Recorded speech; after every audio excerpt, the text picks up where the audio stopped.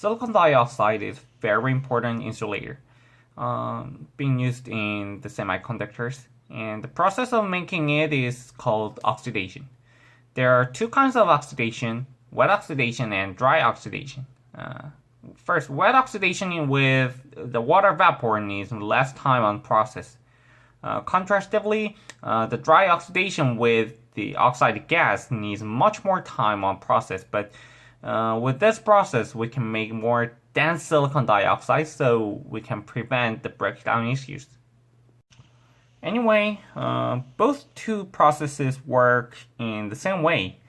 Initially, injected oxidant meets silicon from this way, meets silicon directly at the surface. After a few seconds later, the silicon surface will be covered with silicon dioxide, so the oxidant must move into the silicon surface by diffusion. This is the wafer after the oxidation process.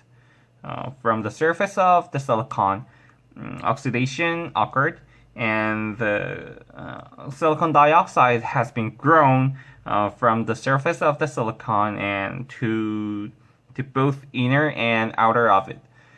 In this process, depths of this activation determined by the density of silicon and oxide. This is locus, one of the results of oxidation. To make this structure, open the hard mask with etching and activate the oxide here. After that, just scrape the hard mask, then we can get this structure easily.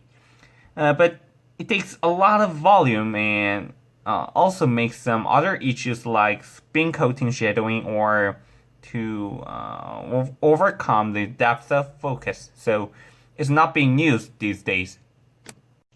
This is trench structure, which is being used these days to replace the locus. With this technique, we can dig this isolation well deeply, but we must fill this well with the insulator. Or not, the wafer can be rolled up and finally can be broken by the stress.